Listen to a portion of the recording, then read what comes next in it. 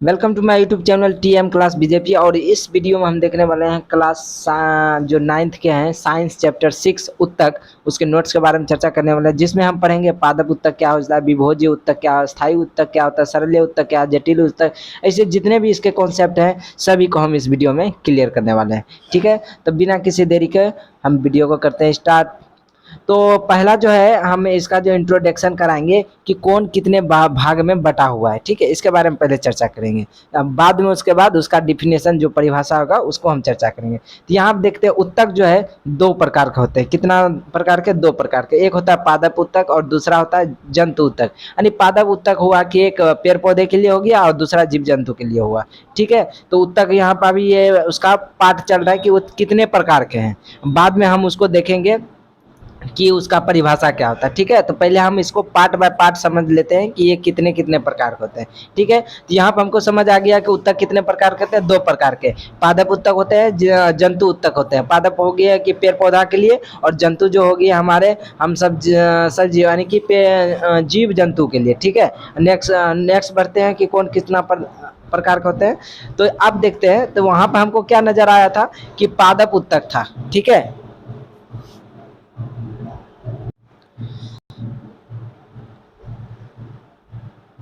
तो वहां पर हम क्या देखे थे कि पादप जो है उत्तक जो है दो प्रकार के हैं। तो पहला जो है पादप। ठीक है, पादप जो उत्तक है इसमें देखिए इसका कितने भाग है। तो इसमें पहले क्या आता है? विभोज उत्तक। ठीक है, विभोज उत्तक आता है, और भी इसके भाग है, जैसे कि अस्थाई उत्तक। इसके भी दो भाग है, विभोज उत्तक और अस्थाई उत्तक। विभोज्य उत्तक क्या होते हैं कि इसका जो पाठ है विभोज्य उत्तक का भी प्रकार है। तो इसमें चार प्रकार दिया है। प्राथमिक विभोज उत्तक है। ठीक है, प्राथमिक, शीर्ष, प्राश्रव और अंतवेशी यानी कि अंतर्वेशी विशिष्ट है। अलग अलग एनसीईआरटी में बुक में तो अंतर्वेशी दिया है, तो थोड़ा सा नाम इधर उधर हो जाता है। ठीक है, तो इससे कोई दिक्कत नहीं। ठीक है, नेक्स्ट बढ़ते हैं कि अस्थाई उत्तक कितने प्रकार रहते हैं। तो अस्थाई उत्तक दो प्रकार के होते हैं। ठीक है, अस्थाई उत्तक कितने प्रकार के? दो, एक सरलीय होता है और दूसरा क्या होता है? जटिल होता है। और सरलीय में भी उसका डिवाइड किया हुआ है, जो आगे हम देख लेंगे। फिर भी यहाँ दिख रही है एपिडीमर्स होता है, पेरेनेकाइमा होता है, क्लेनेकाइमा होता है, स्क्लेरेनेकाइमा होता है, जटिल में जलाइमा होता है, फ्लेमा होता है। ठीक है, ये हो गया इसका प्रकार अस्थाई उत्तक का। अब नेक्स्ट जो देखते हैं जंतु उत्तक। जंतु उत्तक का जो डिवाइड है वो क्या है? एपिलिथियल उत्तक हो गया, पेशीय उत्तक हो गया, तंत्रिका उत्तक हो गया, संजोयी उत्तक हो गया। ये जंतु उत्तक का प्रकार हुआ। नेक्स्ट क्वेश्चन क्या होगा? हाँ, एक चीज और बता रहे हैं कि जब भी आप क्लास कर रहे हैं तो आप कॉपी और कलम को साथ में लेके बैठे, ताकि यहाँ पर जो जो नोट्स दे रहे हैं आपको वो रोक रोक के उसको नोट्स करते जाएं। ठीक है, तो आप प्रकार देख लिया, तो अब हम इसका परिभाषा की ओर जाते हैं। ठीक है, तो परिभाषा हम पहला क्या परिभाषा होगा? उत्तक। उत्तक क्या है? तो उत्तक क्या होता है कि एक कोशिकाओं का समूह है जो एक तरह से जैसे कि शरीर है, शरीर में कहीं भी अलग अलग प्रकार के काम होते हैं। तो कौन काम करते हैं? तो कोशिका काम करते हैं। ठीक है, कोशिका क्या करते हैं? काम करते हैं। तो कोशिका अकेला नहीं करता, कोशिका का समूह होता है। जैसे छोटा छोटा एक कोशिका आएगा तो ये समूह क्या होगा? मिल के काम करेगा, तो उसी काम को हम क्या बोलेंगे? उत्तक बोलेंगे। छोटा छोटा जो कार्य करेगा उसी कार्य को हम क्या बोलेंगे? उत्तक बोलेंगे। और फिक्स स्थान पे करता है, जैसे कि दिल है, तो दिल अपने जगह पे ही अपना काम करेगा। ऐसा नहीं कि आज हमें यहाँ दिल आया यहाँ पे तो कल घुटना में आ जाएगा, ऐसा कुछ नहीं है। ठीक है, तो उसका स्थान क्या होता है? फिक्स होता है। ठीक, तो यानी कि इसका कहने का मतलब हुआ कि एक कोशिका का समूह जो उद्भव एवं कार्य की दृष्टि समान होता हो।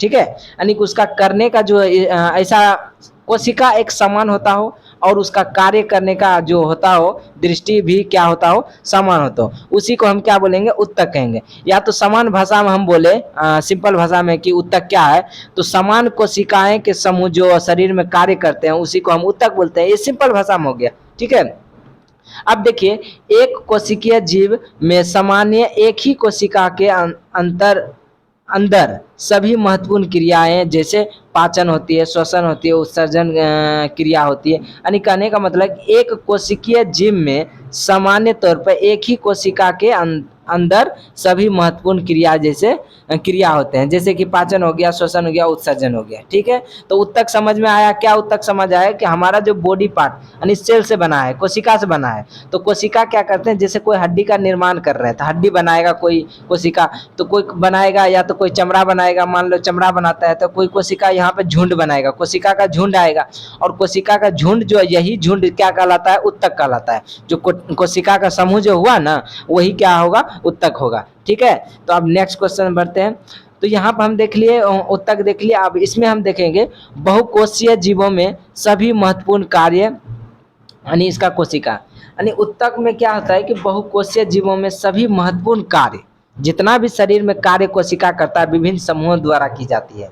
ठीक है, यानी अलग अलग कोशिका का समूह है, अलग अलग काम है। जैसे हाथ में अलग कोशिका होगा, पैर में अलग कोशिका होगा, दिमाग ब्रेन में अलग कोशिका होगा। यानी गाछ का भी पादप पढ़ रहे हैं तो इसमें गाछ के बारे में चल जाएंगे। ठीक है, तो अलग अलग क्या है इसका संरचना है। ठीक है, और कार्य इसका भी काम भी अलग अलग है और उत्पत्ति में समान होते हैं। ठीक है, उसी को हम क्या बोलते हैं, उत्तक कहते हैं। ठीक है, नेक्स्ट क्वेश्चन यानी नेक्स्ट में क्या है, अब पादप उत्तक का बात करते हैं। ठीक है, पादप उत्तक, सॉरी उसमें पादप उत्तक बोल दिए थे, वो दोनों के लिए आता है, उत्तक आया तो दोनों के लिए। तो पहला हम क्या देखे थे, जो उत्तक है। ठीक है, उत्तक जो है कितने प्रकार के होते थे, दो प्रकार के।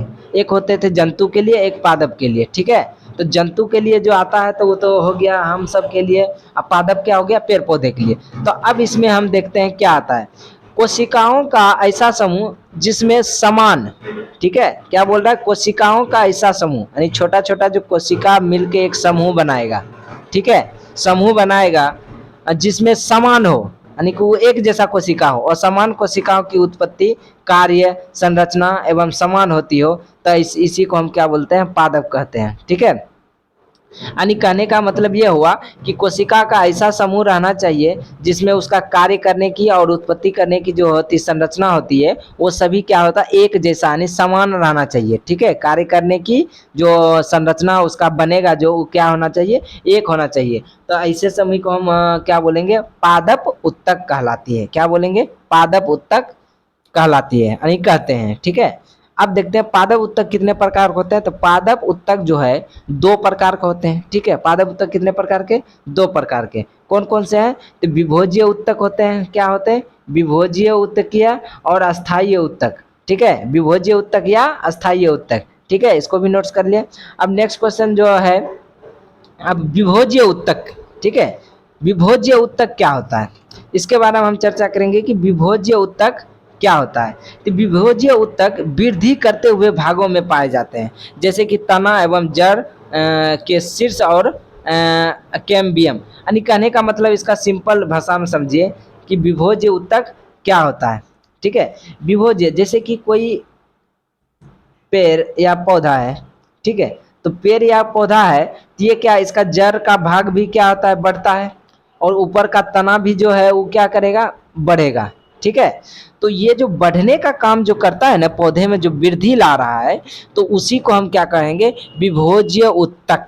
ठीक है, इधर भी बढ़ेगा, इसको भी ग्रो करेगा।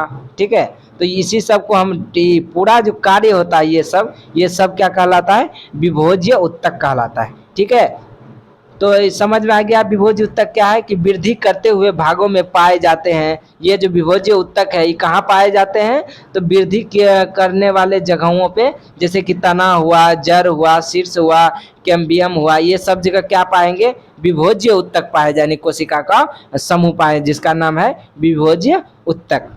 ठीक है, तो नेक्स्ट बढ़ते हैं, विभोज्य उत्तक के प्रकार। ठीक है, विभोज्य उत्तक के प्रकार। तो विभोज्य उत्तक का जो प्रकार है वो कितने प्रकार के, तीन प्रकार के हैं, यानी तीन तरह से विभोज्य उत्तक काम करते हैं। तो उसका अलग अलग नाम दे दिया है। ठीक है, तो नाम क्या है, पहला हम देखते हैं शीर्षस्थ, यानी कि शीर्ष विभोज्य उत्तक, ऐसे समझिए। ठीक है, तो शीर्षस्थ जो होता है यानी कि शीर्ष विभोज्य उत्तक जो होता है वो कहाँ होता है, कि तने, ठीक है, तने एवं जड़ के शीर्ष पर स्थित होता है और पादपों की लंबाई में वृद्धि करता है। यानी कहने का मतलब क्या हो गया, कि कोई अगर गाछ है तो कहाँ कहाँ से बढ़ता है, जैसे एक पेड़ है तो ये जड़ बढ़ता है और ऊपर का जो तना बढ़ता है, और बीच वाला हिस्सा बढ़ता नहीं, ये चौड़ा होता है। ठीक है, ये आगे भी पढ़ेंगे। तो जो भाग जो बढ़ता है ना उसको शीर्ष यानी कि ऊपर वाला, देखिए गाछ जो बढ़ेगा तो छिप्पी से यहाँ से शिखर यानी कि शीर्ष माने शिखर, तो जहां से स्टार्ट होगा छिप्पी से स्टार्ट होगा। जड़ भी इधर ऐसे बढ़ेगा तो छोटा छोटा यहाँ छिप्पी से स्टार्ट होगा। तो शीर्ष से विभोज्य है जो ये छिप पे रहता है और यहाँ एक छिप पे रहता है। ठीक है, यानी कि जड़ में और ऊपर छिप यानी कि तना में। ठीक है, तने और जड़ में कौन रहता है, शीर्ष से विभोज्य उत्तक रहते हैं। ठीक है, अब दूसरा क्या है, पार्श्य विभोज उत्तक। ठीक है, पार्श्य विभोज उत्तक, ये क्या होता है कि ये तने एवं जड़ की परिधि, यानी इसका काम क्या है कि जैसे कोई अगर गाछ है तो हम तो क्या अभी देखे कि जड़ वाला हिस्सा क्या होता है कि शीर्ष में चल जाता है, शीर्ष से विभोज उत्तक में, यानी जो बढ़ता है। लेकिन ये जो 2 नंबर का है पार्श्व विभोज उत्तक, ये क्या करता है कि इसको मोटाई करता है, यानी कि इसको चौड़ा बनाता है। गाछ को देखे होंगे कि जड़ भाग बढ़ता है और ऊपर का छिप्पी बढ़ता है, लेकिन बीच वाला जो भाग उस क्या होता है, उस चौड़ा होता है। इसीलिए इसमें कह रहा है कि विभोज्य उत्तक कैम्बियम या कैम्बियम तने एवं जड़ की परिधि में स्थित होता है और उनकी मोटाई में क्या करता है, वृद्धि करता है। यानी कि ये मोटाता है, ये बढ़ता नहीं है, इसका लंबाई नहीं बढ़ता, ये मोटाता है। ठीक है, लंबाई किसका बढ़ता है, छिप का लंबाई बढ़ता है और जड़ का लंबाई बढ़ता है। ठीक है, जिसे हम करते हैं शीर्ष विभोज उत्तक करते हैं, और जो मोटाई बढ़ाता है उसको हम बोलते हैं पार्श्व विभोज उत्तक। ठीक है, नेक्स्ट क्वेश्चन क्या है कि तीसरा नंबर हो जाएगा अंतवेशीय। अंतवेशीय, इसमें क्या लिखा, अंतवृष्टीय। ठीक है, नाम में थोड़ा थोड़ा चेंज है, एनसीईआरटी में कुछ और है, इसमें कुछ और है नोट्स में, हालांकि सब बुक में अलग अलग अपना हिसाब, लेकिन इसका मीनिंग जो अंत वेश्य ही होगा, इसमें जो लिखा है वही होगा। इंग्लिश का उलट फेर है और कुछ नहीं। ठीक है, तो इसमें उतना ज़्यादा ध्यान देने की बात नहीं है। ठीक है, तो इसमें क्या है कि अंत वेश्य जो होता है ये क्या करते हैं कि पत्तियों के आधार, यहाँ क्या है विभोज उत्तक यानी अंतर्वेष्टीय विभोज उत्तक जो है पत्तियों के आधार या टहनियों के पर्व के दोनों ओर स्थित होते हैं, इन भागों की वृद्धि करता है। यानी कहने का मतलब जो आप प्लांट देखते हैं यानी गाछ जो देखते हैं, कोई भी पौधा या पेड़ जो पेड़ देखते हैं, तो उसमें क्या होता है कि उसका जो टहनियाँ या पत्ती है, टहनियाँ या पत्ती है, तो उसका जो लचीलापन जो दिखने के लिए मिलता है ना, या तो ऐसे आप समझिए कि किसी मैदान में, या सपोज दैट कोई मैदान में आप घास उगा है। ठीक है, इसको देखिए ध्यान से समझिएगा। तो इसमें अगर कोई आया जानवर इसको चर लिया, मान के चलिए बकरी आया इसको चर गया। ठीक है, बकरी आया क्या कर गया, इसको चर गया, ये इतना हिस्सा फिर से ऐसे ऐसे चर गया, खा लिया।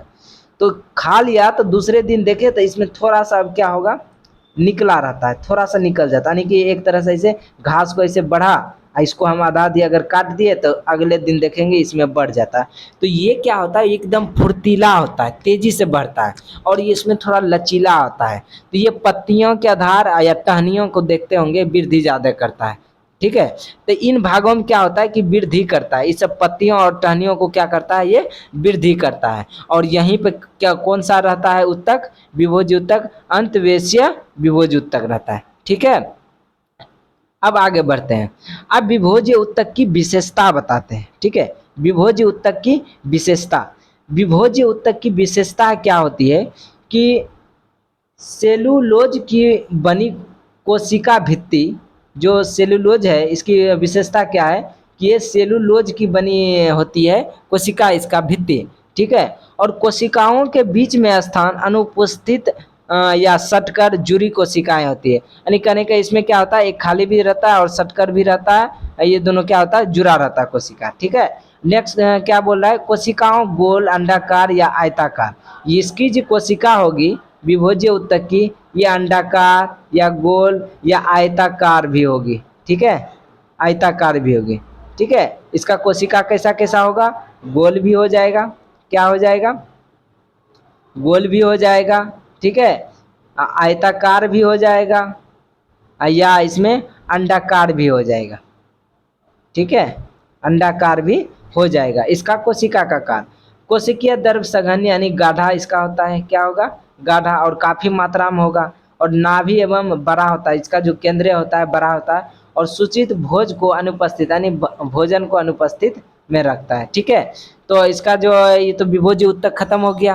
अब आगे देखते हैं विभोज्य उत्तक का कार्य देख के उसके बाद इसका ये विभोज्य उत्तक खत्म हो जाएगा। तो इसका कार्य क्या है, लगातार विभाजित होकर नई कोशिका पैदा करने में और पादपों की लंबाई और चौड़ाई में वृद्धि करने में।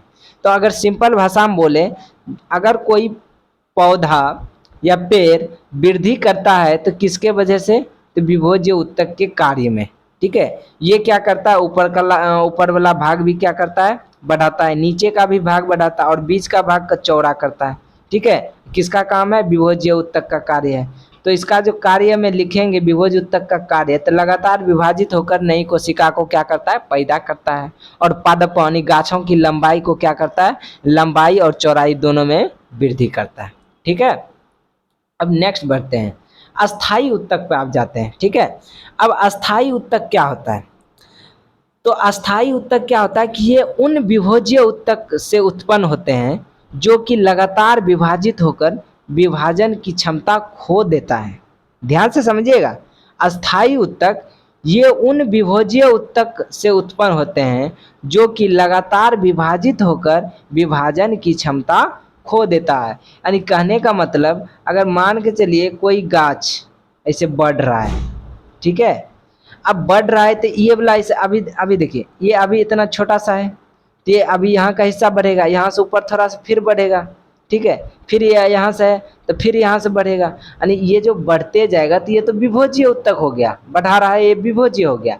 लेकिन ये बढ़ के जो बीच में बच गया, अब ये क्या होगा, कोई कोई ऐसा पौधा है जो कि बढ़ता नहीं है, तो यानी कि ये क्या हो जाएगा, ये अस्थिर हो जाएगा, अपना जगह ग्रहण कर लेगा कि अब इससे हम लंबाई तो हम बढ़ नहीं सकते, क्योंकि लंबाई वाला तो अब गया ऊपर, बढ़ रहा है, ये नीचे वाला भी अपना अपना काम कर ही रहा है। या तो ऐसे समझिए, जड़ जो इतना सा बढ़ा फिर इतना सा बढ़ा, तो पहले जो था इतना सा बढ़ा हुआ वही अस्थायी उत्तक हो गया, इधर जो बढ़ रहा है तो वो तो क्या है, विभोज्य उत्तक होगा ही।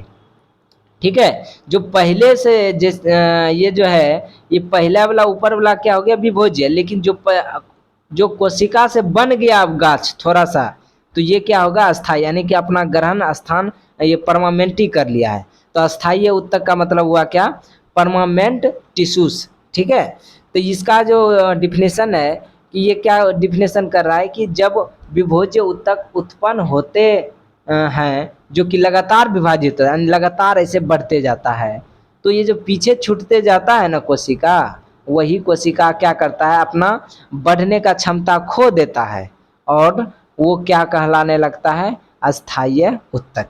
ठीक है, अब आगे बढ़ते हैं। अब अस्थायी उत्तक है तो इनका जो आकार है, अस्थायी उत्तक का आकार, आकृति, मोटाई निश्चित होता है। इसका जो आकार है, आकृति, मोटाई क्या होता है, फिक्स रहता है, यानी निश्चित होता है।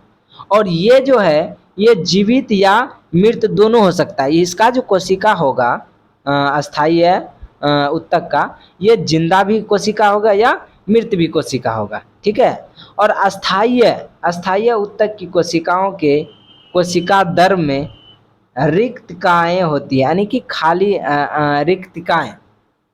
रिक्तकाएँ यानी कि खाली स्थान रहते हैं। ठीक है, इसके बीच में क्या होता है, खाली स्थान रहते हैं। ठीक है, अब नेक्स्ट क्वेश्चन बढ़ते हैं, यानी नेक्स्ट अब देखते हैं अस्थायी उत्तक के प्रकार। अस्थायी उत्तक के दो प्रकार, एक सरल होता है और दूसरा जटिल होता है। अस्थायी उत्तक कितने प्रकार के, दो प्रकार के, संरचना के आधार पर यानी बनावट के आधार पर इसको कर लिया है, एक सरल है एक जटिल, यानी कि एक हुआ सीधा सीधा जो इसका कोशिका जो बनेगा, इसका समूह सीधा सीधा बनेगा, यानी सिंपल भाषा में इजी सरल हो गया, और जटिल में होगा एकदम घेराल पिराल ऐसे। ठीक है, ये जटिल हो गया। तो ये दो प्रकार का हो गया अस्थायी उत्तक, कितने प्रकार के, दो प्रकार के। आप नोट्स करते जाइएगा, और अगर आप मेरे चैनल पर नए हैं तो प्लीज़ चैनल को सब्सक्राइब कर दें अगर अच्छा लग रहा है तो। ठीक है, नहीं लग रहा है तो कोई बात नहीं, आप वीडियो को स्किप यहीं तक करके जा सकते हैं, लेकिन मेरे ख्याल से आपको ये वीडियो बहुत अच्छे से समझ आएगी। ठीक है, बढ़ते हैं। तो सरल उत्तक, जो अस्थायी उत्तक के दो प्रकार हम देख लिए यहाँ पे, सरल अस्थायी उत्तक, जटिल। तो इसमें हम देखेंगे सरल उत्तक। सरल उत्तक क्या होता है कि यह केवल एक ही प्रकार की कोशिकाओं का समूह होता है। जो सरल उत्तक है, यानी कहने का मतलब इसका जो कोशिका, मान लीजिए इसका कोशिका होगा गोल, ठीक है, इसका कोशिका मान लीजिए अगर गोल होगा, तो बाकी सब इसका जितना इसमें बनेगा सब क्या हो जाएगा, गोल ही होगा। ये जितना कोशिका बनेगा सब क्या हो जाएगा, गोल ही होगा। यानी कहने का यह केवल, क्या कह रहा है, देखिए, यह केवल एक ही प्रकार के कोशिकाओं के समूह होता है, यानी गोल है तो सब में गोले में आएगा।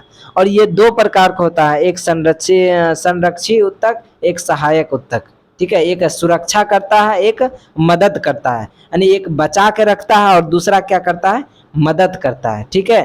तो अब देखते हैं कि संरक्षी उत्तक क्या होता है। संरक्षी उत्तक क्या करते हैं कि जो पेड़ पौधे होते हैं ना, संरक्षी उत्तक का मुख्य कार्य होता है सुरक्षा करना, ठीक है। संरक्षी उत्तक का क्या कार्य होता है, सुरक्षा करना, ठीक है।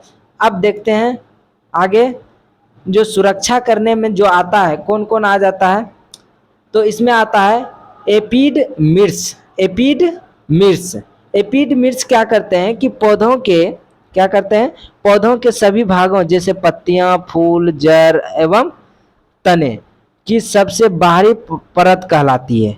एपिडर्मिस क्या कहलाते हैं, पौधे के सभी भाग जैसे पत्तियां, फूल, जड़ एवं तने की सबसे बाहरी परत कहलाती है। और यह जो है क्यूटिकल से ढकी होती है, किससे, क्यूटिकल से ढकी होती है। और क्यूटिन एक मोम जैसा जल प्रतिरोधी पदार्थ होता है, यानी जल का विरोध करता है, ठीक है, जो कि एपिड मिर्च कोशिकाओं द्वारा स्वारित किया जाता है, यानी कि रिश्ते रहता है, ठीक है।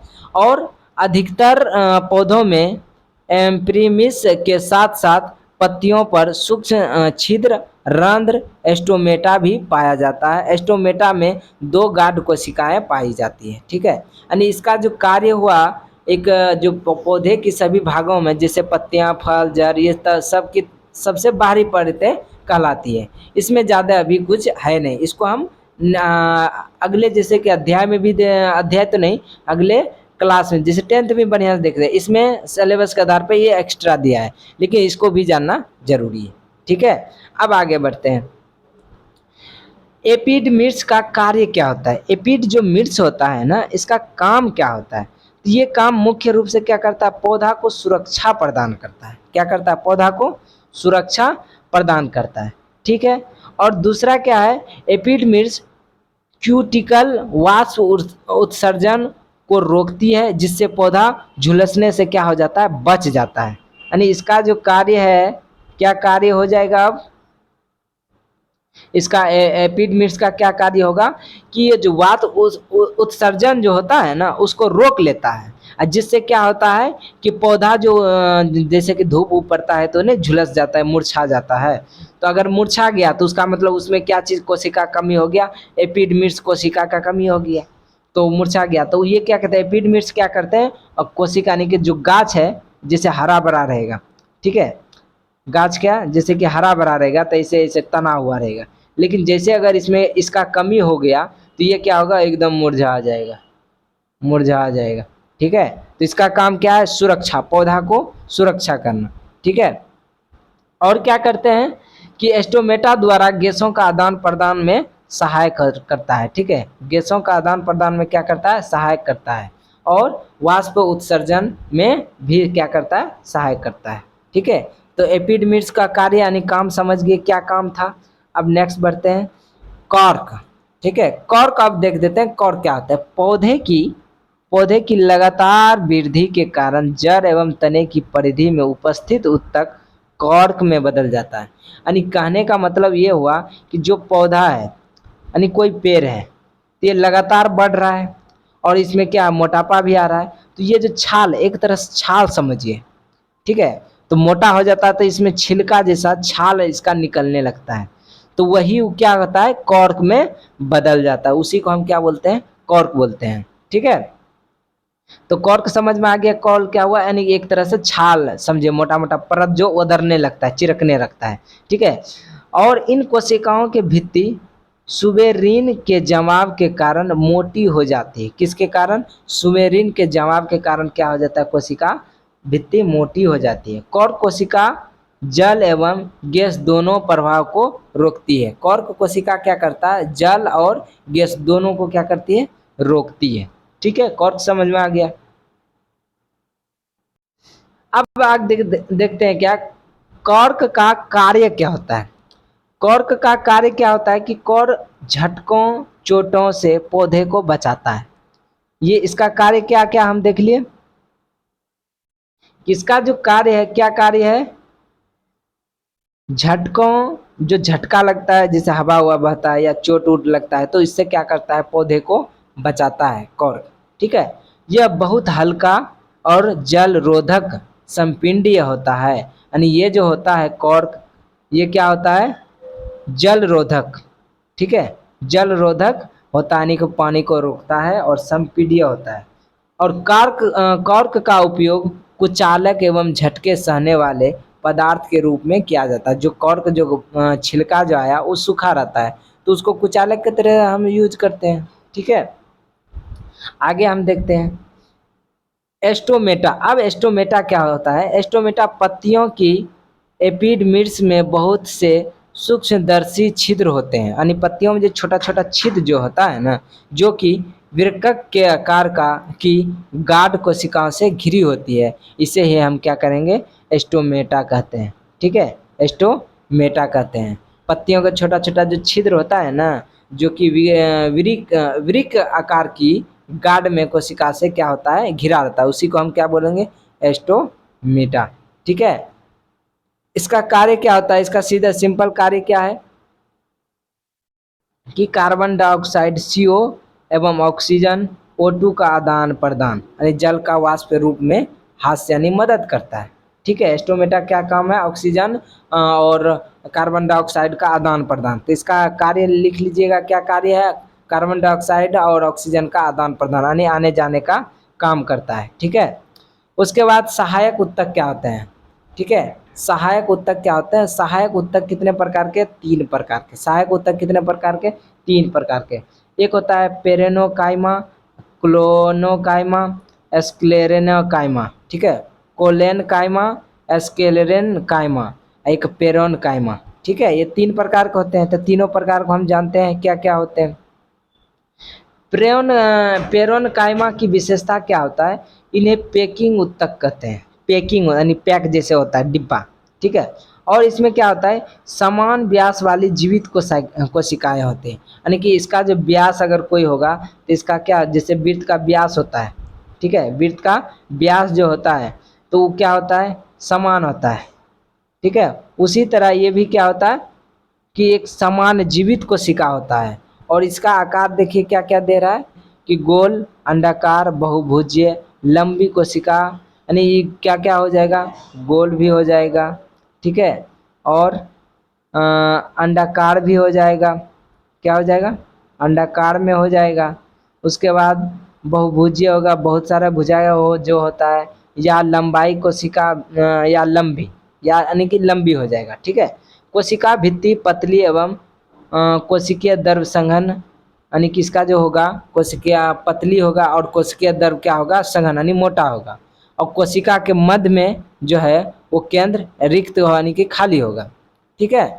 तो इसका स्थिति क्या है, पौधे की सभी भागों में उपस्थित, जैसे जड़, तना, पत्ती, फूल। इसका स्थिति क्या है कि ये तने के सभी भाग कहाँ कहाँ रहता है, पौधे के सभी भागों में उपस्थित रहता है। तो पेरेनोकाइमा की विशेषता क्या है कि ये पौधे के जो गाछ होगा उसके सभी भागों में क्या करते हैं, पाए जाते हैं, इसके सभी भागों में पाए जाएंगे, ठीक है। अब आगे बढ़ते हैं। तो पेरोकाइमा उत्तक का कार्य क्या होता है, पेरोकाइमा का उत्तक का कार्य क्या होता है, तो उसको देखते हैं। तो इसका जो कार्य होता है वो क्या करते हैं, भोजन को संचित कर इकट्ठा करना। भोजन को क्या करते हैं, इकट्ठा करते हैं, ठीक है। पौधे का भोजन को क्या करते हैं, इकट्ठा। उसके बाद यांत्रिक मजबूती प्रदान करते हैं, अंदर से मजबूत करते हैं। भोजन को एकत्रित करता है, भोजन को बनाकर क्या करता है, जमा करता है। और पौधे के अवशिष्ट पदार्थ गोंद, रीजन, क्रिस्टल, टेटिन का वो क्या बोलता है, इकट्ठा करता है। तो पेरोकाइमा का इसका कार्य देख लिए, तो इसका भी आप क्या कीजिए, इसका नोट्स कर लीजिएगा, ठीक है। अब नेक्स्ट बढ़ते हैं। तो क्लोनोकाइमा का क्या होता है, क्लोनोकाइमा होता है पेरोकाइमा का समान जीवित कोशिका कुछ क्लोरोफिल युक्त, यानी कि जो पीछे जो देखे हम पेरोकाइमा, इसमें से कुछ ऐसे कोशिकाएं होती है जो कि क्लोरोफिल की तरह काम करती है, ठीक है, यानी प्रकाश संश्लेषण की तरह काम करती है, ठीक। तो उसी में आता है ये कोलोनोकाइमा, ठीक। और इसकी जो कोशिकाएं होती है ये पतली कोशिकाएं भित्ति होती है। उसके बाद लंबी, स्थूल, लचीला स्टोल, यानी कि लचीला जो देखते हैं कोनों में जमाव रहता है, पेक्टिन का कोनों में जमाव होता है। अंत कोशिका स्थान में अनुपस्थित रहता है, बाह्य त्वचा के नीचे उपस्थित रहता है, ठीक है, यानी अंदर में क्या होता है ये नहीं रहता है, और बाहर वाला त्वचा में क्या रहता है, उपस्थित रहता है। कौन, क्लोनोकाइमा। जैसे कि पत्ता प्रकाश संश्लेषण कहाँ पर होगा, तो होगा तो बाह्य हिस्सा में, अंदर वाला हिस्सा में होगा नहीं, इसीलिए वो अंदर वाला भाग में नहीं रहता, ऊपर वाला भाग में रहता है, ठीक है। ये क्लोनोकाइमा हुआ। इसका मेन जो हुआ ये आपका ये हुआ क्लोरोफिल, यानी प्रकाश संश्लेषण, हरित लव उत्तक, ठीक है। अब क्लोनोकाइमा का कार्य क्या होता है, ये आंतरिक शक्ति देता है, आंतरिक शक्ति प्रदान करना एवं क्लोरोफिल के कारण शर्करा स्टार्च का निर्माण करना। आंतरिक शक्ति अंदर का शक्ति बढ़ाएगा और क्लोरोफिल के दो कारण इस शर्करा स्टार्च का निर्माण करता है, ठीक है। इसका कार्य देख लिए। अब देखते हैं एस्क्लेरोनोकाइमा, एस्क्लेरोनोकाइमा।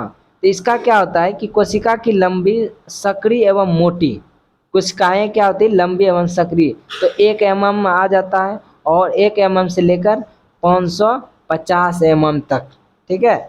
और अंत कोशिकीय स्थान में अनुपस्थित रहा, अंदर वाला कोशिका में क्या होता है, अनुपस्थित रहता है। और सामान्य दोनों सिरों पर पेनी होता है, दोनों सिरों पर क्या होता है, पेनी। और जीव द्रव्य रहित एवं मृत, इसमें जिंदा भी और मृत भी। इन कोशिकाओं का स्थित लिंगन कोशिका भित्ति का मोटा कर देता है, क्या कर देता है, मोटा कर देता है। तो इसका अब हम क्या देखते हैं, कार्य देखते हैं, आखिर कार्य क्या है इसका। तो इसका जो कार्य तो इतना तो नहीं दिया है सिंपल में, इसका तो कार्य इसी में आ गया, सब कुछ जानकारी बता दिया, ठीक है। तो इसका कार्य को उतना महत्व नहीं दिया है। तो आगे देखते हैं जटिलीय अस्थायी उत्तक। जटिलीय अस्थायी उत्तक क्या होता है, वे उत्तक जो 2 या 2 से अधिक प्रकार की कोशिकाओं से मिलकर बने होते हैं। यानी कि पहले हम देखें सरल कोशीय उत्तक, ठीक है। और सरल कोशीय उत्तक का मतलब हुआ सिंपल, अगर गोल वाला आया यानी कोशिका, तो इसमें भी गोल वाला, तो इसमें भी गोल वाला, यानी गोल वाला, ये कोशिका समान रूप से आएगा, सरल ये होगा। लेकिन इसमें क्या बोल रहा है, 2 या 2 से अधिक प्रकार की कोशिका है। कहने का मतलब अगर ये एक आया अगर गोल वाला कोशिका, ठीक है, तो दूसरा आ जाएगा चरकोर वाला कोशिका, तीसरा आएगा कभी कुछ वाला कोशिका। तो यानी कि जैसे मन तैसे वाला कोशिका आ जाएगा। जटिलीय, जट्टो जैसे बोलते हैं ना, तो बाल क्या होता है, जट्टों में रहता है, तो जटिलीय कोशिका हो गया। तो वे उत्तक, इसका सिंपल भाषा है, क्या है सिंपल फंडा, वे उत्तक जो 2 या 2 से अधिक प्रकार की कोशिकाओं से मिलकर बने होते हैं, उसे क्या कहेंगे, जटिलीय अस्थायी उत्तक, ठीक है, समझ आ गया। अब बढ़ते हैं। तो जटिलीय उत्तक जो होता है 2 प्रकार का होता है, कितने प्रकार का, 2 प्रकार का होता है। एक होता है जाइलम, दूसरा होता है फ्लोएम। अब दोनों मिलकर क्या करता है, संवहन उत्तक बनाते हैं, ठीक है, दोनों मिलकर क्या बनाते हैं, संवहन। तो जटिलीय उत्तक कितने प्रकार के, 2 प्रकार के। अब दोनों प्रकार के देखें तो पहला देखते हैं जाइलम, ठीक है, पहला क्या देखते हैं हम, जाइलम। जाइलम क्या होता है, यह उत्तक पादपों में मृदा से जल एवं खनिज को सहन करता है, और यह 4 प्रकार की कोशिकाओं से मिलकर बनाता है। यानी कि इसका कहने का मतलब जो पेड़ होता है, यानी कि गाछ जो हुआ पादप का, तो ये मिट्टी से क्या करता है, जल एवं खनिज का खींचता है, सहन करता है, ठीक है, संवहन करता है। और यह 4 कोशिकाओं से मिलकर बना रहता है। ये कितने कोशिकाओं से, 4 कोशिकाओं से, याद रखिएगा कितना कोशिका से मिलकर बना होता है, 4 कोशिका से, ठीक है। और ये मिट्टी से जल एवं खनिज का संवहन करता है, ठीक है, जलाइमा। अब आगे बढ़ते हैं, आगे क्या करा है, वाहिनिका और वाहिका, यानी कहने का मतलब वो जो 4 प्रकार के कोशिकाओं थे, तो चारों प्रकार का एक दो यहाँ आ गया और दो यहाँ आ गया। तो इसमें क्या जलाइमा कितने प्रकार के कोशिकाओं से मिलकर बना होता है, जलाइमा, जलाइमा 4 प्रकार कोशिकाओं से मिलकर बना होता है। तो पहला क्या है, वाहिनिका, क्या बोलेंगे हम इसको, वाहिनिका। इसमें क्या होता है, काष्ठीय कोशिका भित्ति एकल कोशिका लंबी नली के रूप में यह मृत्य नहीं एवं मृत्य रहता है। ठीक है, ये लंबी कोशिका की एक तरह यानी कि एकल कोशिका। ठीक, और दूसरा क्या होता है, वाहिका, एक दूसरे से जुड़ी लंबी कोशिका जड़ से जल एवं खनिज पौधे के विभिन्न भागों में संवहन यानी पहुंचाता है। ठीक है, जड़ से कहाँ, जल को खनिजों के पौधे के विभिन्न भागों में पहुंचाने का कार्य करता है। दूसरा है जलाइमा पेरेनेकाइमा, ये पार्श्व संवहन के में सहायता जीवित ऊतक एवं भोजन को इकट्ठा करने में सहायता करता है। तो ये जलाइमा जब आया, ठीक है, तो प्रेरणा कायमा, तो ये क्या करता है, भोजन को इकट्ठा करने में सहायता देता है। दूसरा है जाइलम फाइबर, क्या नाम है, जाइलम फाइबर, जिसको एस्केलेरे नाकाइमा बोलते हैं। ठीक है, एस्केलेरेन काइमा, तो ये क्या करता है, पौधे को दृढ़ता प्रदान करता है, यानी कि मृत, ठीक है, मृत प्रदान करता है। तो फ्लेमा क्या होता है, यह उत्तक पादपों में निर्मित भोज्य पदार्थ को संवहन करता है, और ये कितने प्रकार के, 4 प्रकार की कोशिकाओं से मिलकर बनता है। तो पहले जो हम देखे जलाइमा देखे, ठीक है, इससे पहले इसका 2 फ्लाइमा और जलाइमा, फ्लोएम और जलाइम, तो इसका 2 इसका प्रकार देख लिए। तो अब इसका भी है, फ्लोएम का भी कितना प्रकार है, 4 प्रकार है। तो इसको भी 4 प्रकार को देखते हैं। इसमें क्या है, चालनी नलिकाएं, क्या है, चालनी नलिकाएं जो लंबी एवं छिद्रित भित्ति वाली नलिकार कोशिकाओं, चालनी प्लेट छिद्रों द्वारा अन्य चालनी नलिकाओं कोशिकाओं में संपर्क में रहते हैं। ठीक है, और दूसरा क्या है, सहचर्य कोशिका, जो विशेष प्रेरणाकायमा, ठीक है, प्रेरणाकायमा कोशिका लंबी संक्रिय यानी जो संघन होता है, जीवदरीय एवं केंद्रक वाली होती है। ठीक है, अब इसका देखते हैं दूसरा और फिलेमो पेरेनकाइमा, ये क्या करते हैं, पेरेनकाइमा कोशिका भोजन का संग्रह, जैसे आप देखिए एक चीज याद रखिएगा, पेरेनोकाइमा जहाँ जहाँ आएगा तो भोजन का इकट्ठा करने का बात जरूर कहेगा। ठीक है, एवं धीमी गति से उनका संवहन करता है, और क्या करता है, धीमी गति से उसका संवहन करता है। फिलोमोस रेसे क्या होता है, ये एस्केलेरेनकाइमा से रेसे दृढ़ता प्रदान करते हैं, और मृत कोशिका होते हैं, जो क्या होता है, मरा हुआ कोशिका रहता है। ठीक है, तो जलाइमा और फ्लेमा में दोनों में क्या अंतर है, जलाइमा और फ्लोएम में क्या अंतर है, फ्लोएम जलाइलम और फ्लोएम में क्या अंतर है कि मृत कोशिकाएं होती है और कोशिकाएं भित्ति मोटी होती है जलाइमा का। ठीक है, जलाइमा यानी कि जलाइलम, जाइलम, हम जलाइमा बोल रहे हैं, जाइलम इसको पढ़ेंगे। ठीक है, मृत कोशिकाएं और कोशिकाएं भित्ति मोटी होती है, लिंगन कोशिकाएं भित्ति की मोटी कर देती है, वाहिनिका और वाहिका पाई जाती है, कोशिका दर्भ नहीं होता है, यह खनिज और जल का संवहन करता है, संवहन केवल एक ही दिशा में होता है। ठीक है, तो ये सब इसका क्या है, पार्ट है। तो आगे हम देखते हैं फ्लोएम का क्या होता है, तो जीवित कोशिका होता है। इसमें क्या देखे थे, मृत कोशिका, जाइलम में क्या देखे थे, मृत कोशिका, और इसमें हम क्या देखेंगे, जीवित कोशिका। ठीक है, और ये पतली होती है, और तो इसमें क्या होती है, मोटी होती है। यह कोशिका भित्ति स्लोज को बनाती है, और चालनी नलिका सहचार्य कोशिका पाई जाती है, कोशिका द्रव्य होता है। ठीक है, तो ये दोनों में क्या है। तो नेक्स्ट बढ़ते हैं अब जंतु तक। तो जंतु तक को हम दूसरे वीडियो में देखेंगे। ठीक है, जंतु तक को हम दूसरे वीडियो में, क्योंकि यह वीडियो बहुत लॉन्ग हो जाएगा। ठीक है, इसमें कुछ कहीं कहीं पे थोड़ा सा बोलने में मिस्टेक हो गया हो, लेकिन उसको आप थोड़ा सा इग्नोर कीजिएगा। और यहाँ पे जो आप जितना भी आपको नोट दिया गया है, उसको आप रोक के कॉपी में उतार लिया, जो आपके लिए बहुत ही महत्वपूर्ण है। ठीक है, तो आज के लिए बस इतना ही।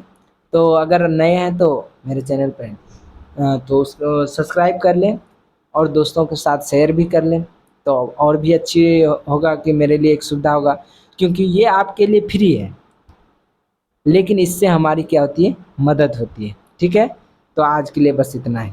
Take care.